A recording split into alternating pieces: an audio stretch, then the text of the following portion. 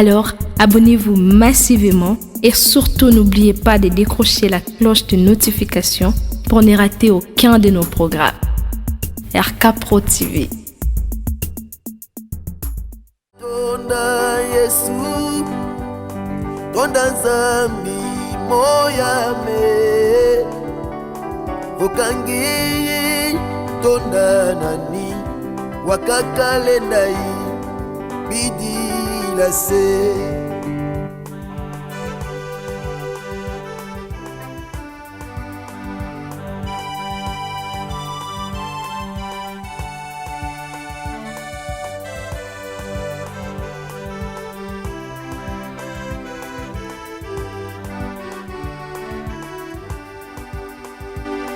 Utilanga masemeto, yundulanga mwanandi,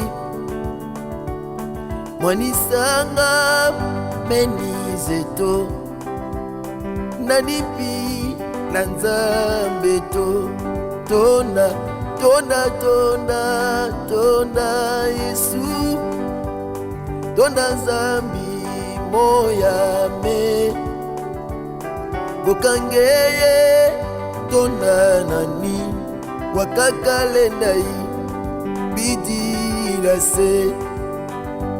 Nzambe azali tata, solo nako banga te.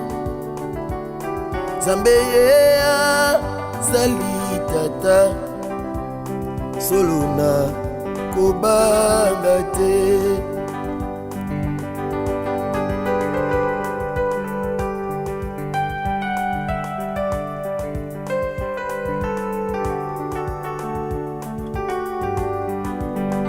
Betelaki maboko yayo. Hey, Yesu Kristo Nazareth. Fokulendi la salu kia kineneko, koso salu toma salakyo, betela ye maboko abongi na lokumwe. Folo kia kukesesa ge mama, fulu kyaku kisesa, fulu kyaku kesesa. Silavu ya vilange wasongayo, fulu kyaku kesesa. Gedibundu, fulu kyaku kesesa, fulu kyaku kesesa. Silavu ya vilange wasongayo, uluka kukesesa. Vokulendi sala salu kia kineneko, koso salu toma salakyo, na beti mololo bukaikama, uluka kukesesa. Mama fulu kyaku kisesa, fulu kyaku kesesa.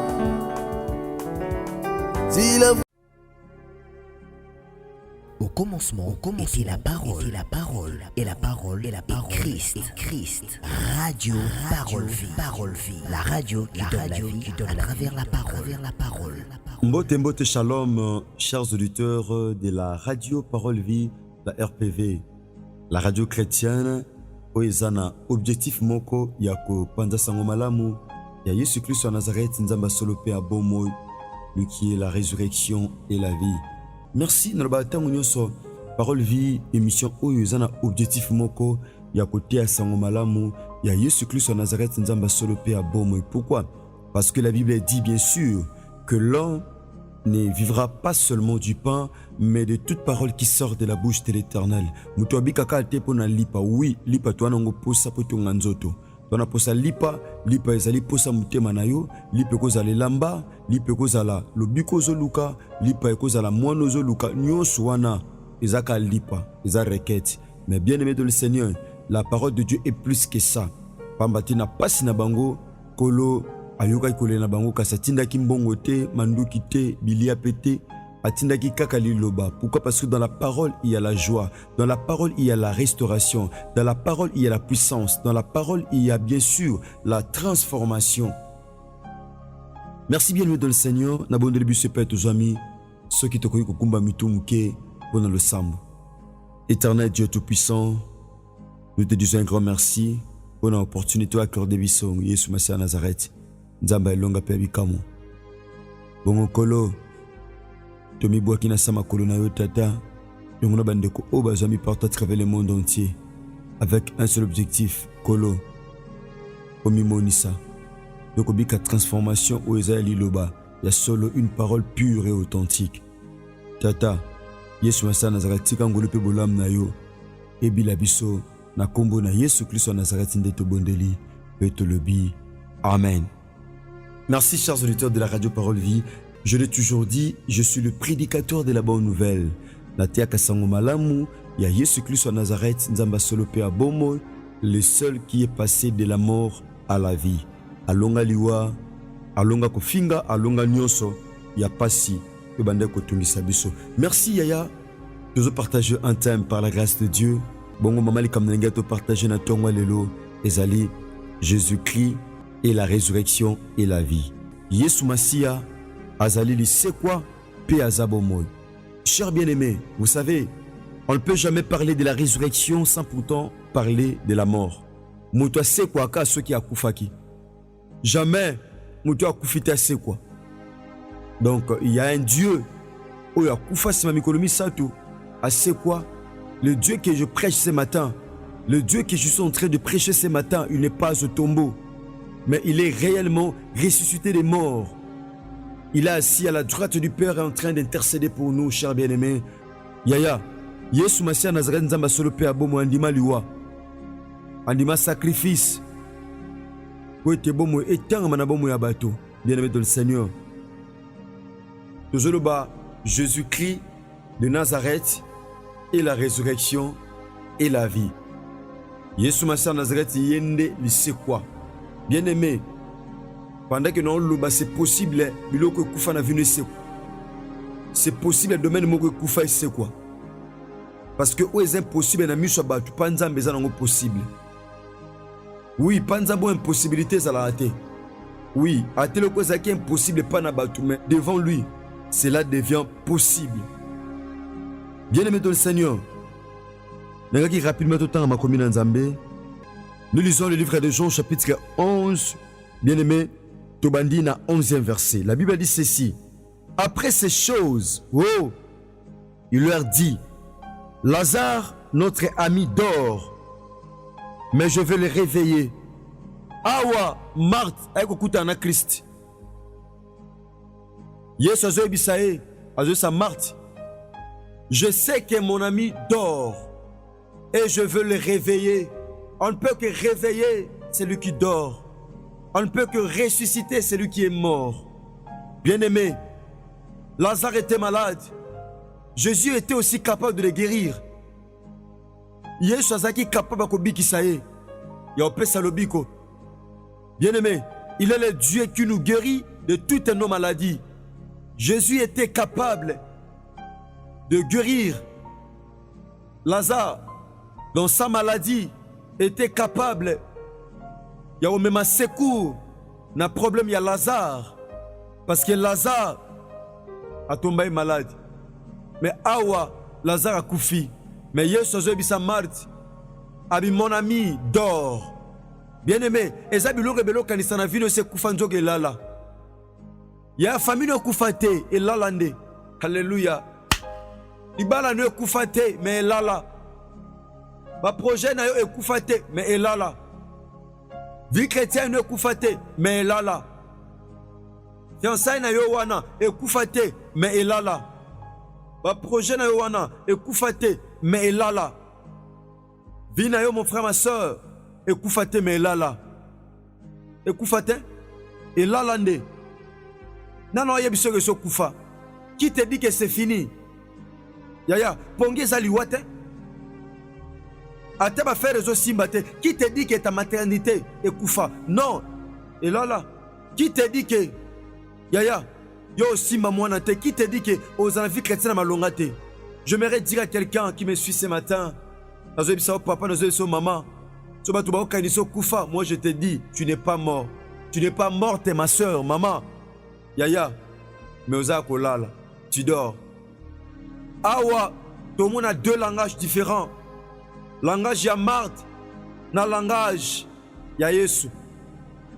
Lazare, ya okufa. Marthe pas dit que Lazare a koufi, mais Jésus a utilisé un autre langage. Abi Lazare, mon ami, dort. Mais je veux les réveiller. Oh, j'aime la parole. C'était une parole prophétique. C'était en fait une parole de foi. Abi, Lazare, mon ami, dort. Mais je vais les réveiller. Non, la moussaïe.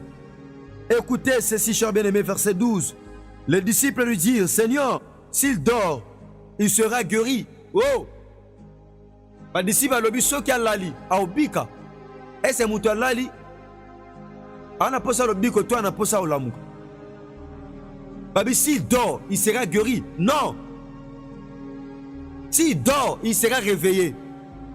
C'est que Lazare avait une maladie qui nécessitait l'intervention de Dieu. Mais ta maladie là spirituelle que tu as, ça nécessite réellement l'intervention de Dieu dans ta vie. Mais je dis à quelqu'un qui me suit ce matin que l'intervention de Dieu est possible dans ta vie. L'intervention de Dieu est possible dans ta vie. Babi soa lali. Mobika. Jésus avait parlé de sa mort. Mais ils crient qu'il parlait de l'assouplissement du sommeil.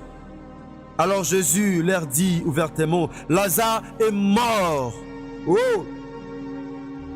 Mais à cause de vous, afin que vous croyiez, je me réjouis de ce que je n'étais pas là. Lazare était mort parce que Jésus n'était pas là. Il y a beaucoup de choses, beaucoup d'histoires. Koufa na vino parce que Yesu azalaki wana te. Libala Koufa parce que Yesu azalaki te. Musale Koufa pour Yesu azalaki te. Ba projet Koufa pour Yesu azalaki te. Ba frère Koufa pour Yesu azalaki te. Commerce Koufa pour Yesu azalaki te. Maternité Koufa mais pour Yesu azalaki te. Ce qui est sous Nazareth. Ici on voit la présence de Dieu. Oh! La présence de Dieu, l'importance de la présence de Dieu au sein de la famille, l'importance de la présence de Dieu dans nos vies, dans nos communautés, l'importance de la présence de Dieu. Ici, Marthe avait compris, y compris les disciples. Seigneur, soko zalaki awa, ndende ronabiso, alinga kufate. Ezablo ebele kufa na vie na yo. Po benga Christ eta kota na vie na yo. Il y a de ces choses, kufa na santé na yo, po Christ azalaki te. Eza makambe bele beba na vie na yo po Yesu azalaki te. Mais c'est possible yaya, il a encore temps. Invité à kota po liwe longwa. Abi Seigneur soko zalaki awa.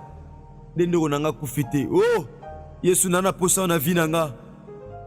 Nana posa na ndaku nanga pona lelate. So zaki na fama Lazare, nde Lazare akufaki te. Soko zalaki na musala ndeko, nde musala ndeko ekufa te.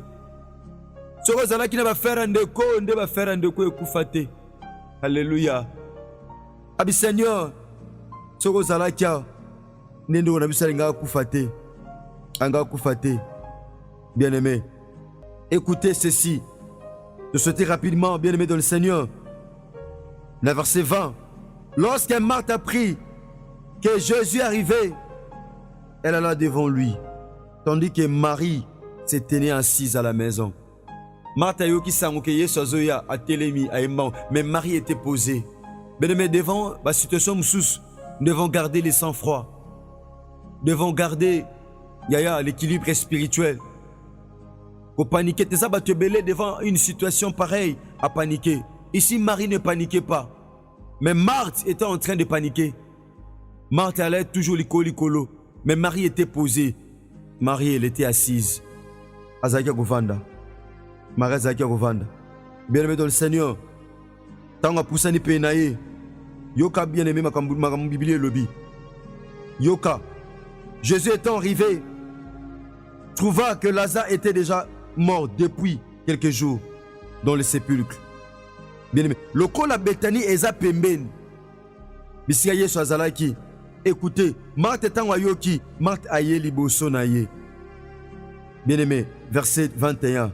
Marthe dit à Jésus, Si tu uses été ici, mon frère ne serait pas mort. Ce que ozalaki awa ndeko na ngai alingi akufa te. Oyo badisi balobaki Martha Bandeli. Abi soki ozalaki awa nde ndeko na ngai alingi akufa te. On voit l'importance de la présence de Dieu dans nos vies, dans nos foyers. Yoka sikoyo. Mais maintenant, même, je sais que tout ce que tu demanderas à Dieu, Dieu te l'accordera. Verset 22. Abi nyonso kosenga epai na Nzambe, Nzambe akopesa yango. Oh!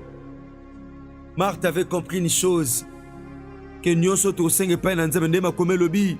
Tout ce que vous demanderez en mon nom, en priant, croyez que vous l'avez reçu et vous le verrez s'accomplir. Bien-aimé, Matabi Seigneur, je sais, nyonso kosenga epai na Nzambe. Soko osenga bikisa, aobikisa. Soko osenga sekusa, aosekusa. Soko osenga apesa, aopesa. Soko osenga alongisa, aolongisa. Nous avons un Dieu alemana eloko te. Alemana maladie na ote. Alemana problème ote ozotungiso wana. Alemana ngote. Alemana ngote bien-aimé. Abi nyonso kosenga epai na Nzambe. Nzambe ozongisa. Verset 23. Jésus lui dit, ton frère ressuscitera. Abi ndeko na yo akosekwa, misala na yo ekosekwa, finance na yo ekosekwa, ba projet na yo ekosekwa, bomoi na yo ekosekwa. Abi ton frère ressuscitera. Akonjuke verbe na futur. Abi ndeko na kosekwa. Engane biso yaya. Eloko simba na te kufa etikala te okufa. Il y a un Dieu qui ressuscite. Oh! Je parle à quelqu'un ce matin, je parle à une femme, je parle à un papa, à un frère, à une soeur ce matin. Abi ton frère ressuscitera. Il y a un loco si mana maboko ekufana et tikalate okufa na maboko na yo. Et que c'est quoi? Yango tozana 4 matins de prière. 4 matins de prière, ya famille. Tokobelela Yesu Masia Nazareth na kati ya radio Parole Vie. Kolanta mandenge Nzamba pesa biso etinda. Sanza nyonso tosangisa ba famille po tobelelaka ye. Na oyo etali mois de mai, bien-aimé dans le Seigneur. Tobandango na mois de juin. Donc jeudi le 2, vendredi le 3, samedi le 4. Tolekisi dimanche off. To sauter lundi internaf le 6.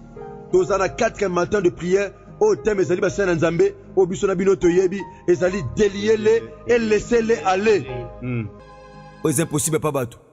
Pas Yesu Christ en Nazareth Nzamba solo pe abomoy. C'est possible. Merci papa, merci maman.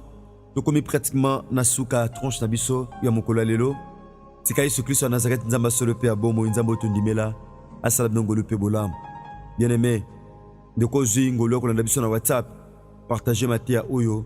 Bani ansege panza na mokili mobimba. Tika Yesu Christ en Nazareth Nzamba solo pe abomoy ya pambola bino. Je dis un grand merci à l'ingénieur Gersan Pemba, ingénieur Chris Kundenga, DG, Penandeko, Trésor Tingue, Père Bozo, Mitika, Yesu Christ en Nazareth, Nzamba Solo, Père Bomoy, Apambo Labino. Bongo Suki, Yesu Christ en Nazareth, Maison Milité, Tukutani Bongo, Lobby, na numéro Yassika. Sinon, Tika Yesu Christ en Nazareth, le Dieu vivant et véritable. Abonnez-vous sur RK pour équilibrer votre vie. Un programme consistant pour votre vie chrétienne. Campagne évangélique.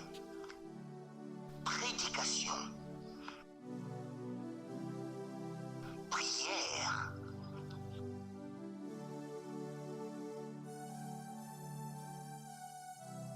enseignement biblique, divertissement,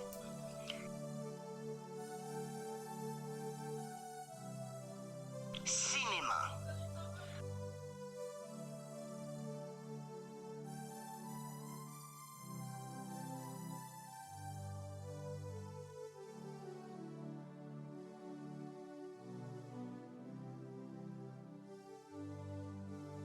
musique.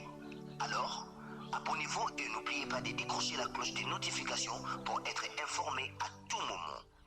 RK Pro TV.